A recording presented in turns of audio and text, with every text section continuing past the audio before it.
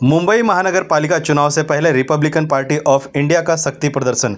मुंबई महानगर पालिका चुनाव से पहले रिपब्लिकन पार्टी ऑफ इंडिया ने रघुलीला मॉल में ताकत का भव्य प्रदर्शन किया।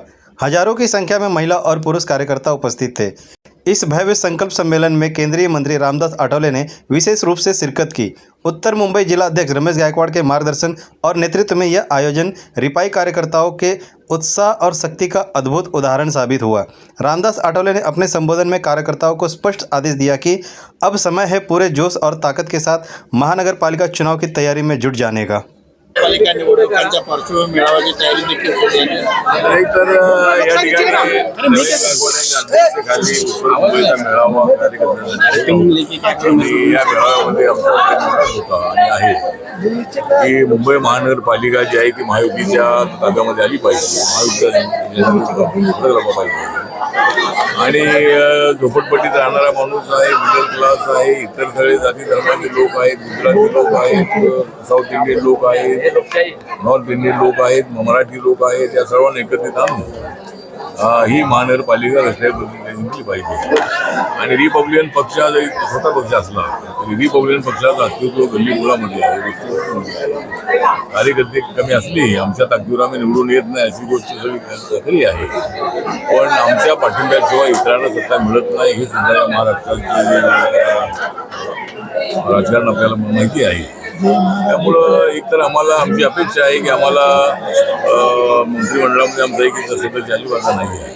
त्यामुळं येणाऱ्या महानगरपालिकेमध्ये तरी आम्हाला या जिल्ह्यामध्ये ज्या 42 जागा आहेत त्यापैकी 5-6 जागा तरी मिळाव्या आणि मुंबई शहरामध्ये 20-25 जागा मिळाव्यात अशी आमची अपेक्षा आहे। आणि एकदा आम्ही काँग्रेसच्या अलायन्समध्ये एकदा आमचे 12 नगरसेवक निवडून आले होते 1992 आणि त्यावेळेला रिपब्लिकन पक्षाचा महापौर झाला होता। त्यावेळेला मुरली देवरा हे मुंबईचे अध्यक्ष असताना त्यांनी आणि मी एकत्रितपणे घोषणा केली होती की या मुंबई महानगरपालिकेमध्ये शिवसेना भाजपची सत्ता केल्यानंतर जर आमची सत्ता आली पहिला महापौर RPI असेल आणि त्यावेळेला भरभरून लोकांनी आम्हाला साथ दिली होती। पण यावेळेला आमची काय त्याची महापौर पदाचा आग्रह अजिबात नाही, पण जर सत्ता आली तरी बहुजन पक्षाला डेप्युटी महापौर पद तरी मिळावं अशा पद्धतीची आमची अपेक्षा आहे। आणि एकतर आता झोपडपट्टीचा जो प्रश्न आहे आमच्या सर्व लोकांच्याकडून मागणी होती आहे की 300 फुटाचं जे घर SRA स्कीममधलं आहे ते थोडंफार छोटं होतं आहे, त्यामुळं 450 फुटाचं जे कार्पेट एरियाचं घर आहे ते मिळालं तर 2 रूम हॉल किचन अशा पद्धतीचं घर मिळू शकेल आणि सरकारला त्याच्यामध्ये अडचण अजिबात येणार नाही, कारण 450 फूट घर जर या लोकांना देतील झोपडपट्टीतल्या तर बिल्डरला विकण्यासाठी त्या 450 फूट मिळणार आहे, त्यामुळे बिल्डरचं त्यामध्ये नुकसान नाही। ही एक आमची मागणी आहे। बेरोजगारांना रोजगार देण्यासाठी आमचा सरकारने आम्हाला मदत करावी ही आमची अपेक्षा आहे।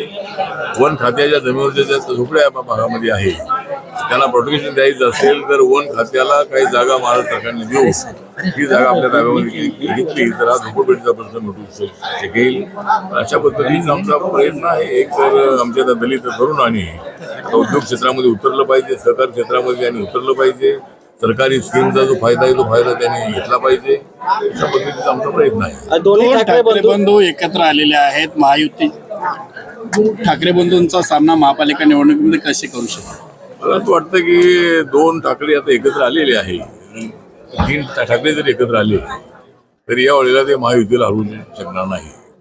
तरी माननीय उद्धव ठाकरे आणि राज ठाकरे एकत्र आलेले आहे, दोघांचं जे संघटन कौशल्य आहे ते चांगलं आहेच आहे, परंतु या वेळेला मात्र त्यांना शिवसेनेला सत्ता यासाठी मिळत होती BJP त्यांच्यासोबत होती, त्यामुळं शिवसेनेचा मेयर होत होता, डेप्युटी मेयर BJPचा असायचा, परंतु आता मात्र चित्र बदललेलं आहे। आता नंबर 1 ला BJP आहे, महाराष्ट्रामध्ये 132 जागा विधानसभेला जिंकणारा BJP सर्वात नंबर 1 चा पक्ष आहे।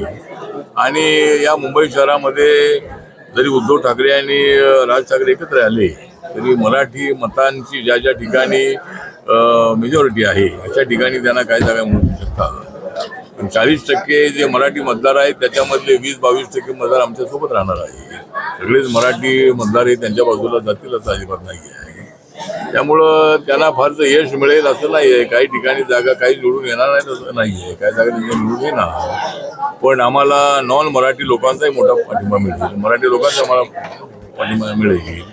आणि आम्ही आता जो हिंदी कंपल्सरी भाषा करण्याचा जो निर्णय घेतला होता तो आम्ही मागे घेतलेला आहे. मराठा आरक्षणाच्या मुद्द्यावरती सुद्धा पॉझिटिव्ह निर्णय देऊन त्यांनी घेतलेला आहे. हजारो करोड रुपये दिलेले आहे. आता मेट्रोची जी काय जाळं आहे ते मुंबईमध्ये पसरत आहे आणि अनेक ज्या मुंबईला सुविधा आहे त्या सुविधा देण्याचा प्रयत्न केंद्र सरकारचा सुद्धा आहे. आणि शिवसेनेच्या हातामध्ये ही महानगरपालिका असल्यामुळं या ठिकाणचा रोडचा प्रॉब्लेम आहे, बाकीचा झोपडपट्ट्यांचा प्रॉब्लेम आहे, बाकीचे इतर ट्रॅफिकचा प्रॉब्लेम आहे. त्यामुळं या महानगरपालिकेमध्ये आपल्या BHTचा प्रॉब्लेम आहे. आता मी लंडनला होतो तर त्या ठिकाणी सुद्धा मी पाहिलं की त्या ठिकाणी डबल डेकरच्या बसेस आहे त्या लंडनमध्ये सगळीकडे आपल्याला पाहायला मिळतात. सिंगल बसेस दिसतात. मुंबईचं सौंदर्य जे आहे ते मुंबईचं सौंदर्य हे डबल डेकरचं सौंदर्य आहे. त्यामुळं डबल डेकरच्या बसेस आणि मजबूत ज्या बसेस आहेत त्या लंडनमधले मी बसेस बघितल्या फार मजबूत होत्या. त्या कम्पॅरिझनमध्ये आपल्या BHTच्या बसेस तेवढ्या नाही. त्यामुळं एकदा एखादं शिष्टमंडळ BHTने लंडनला पाठवावं आणि त्याचा अभ्यास करून अशा मजबूत बसेस असल्या पाहिजे. आणि डबल डेकर बसेस फार कमी होत आहेत, कुठंच डबल बसेस दिसत नाही. त्यामुळे डबल डेकर बसेसला जास्त प्राधान्य द्यावं अशा पद्धतीची आमची मागणी राहणार आहे. आणि जर आमचं तसा जर या ठिकाणी सत्ता आली तर जरूर आम्ही डबल डेकरच्या संबंधामध्ये विचार करू आणि मुंबईच्या सर्व लोकांना न्याय देण्यासाठी आमचा प्रयत्न राहणार आहे. त्यामुळं उद्धव ठाकरे आणि राज ठाकरे एकत्र आले तरी आम्हाला त्याचं नुकसान अजिबात नाही आणि आम्हाला मुंबईची सत्ता नक्की मिळेल असा आम्हाला विश्वास आहे.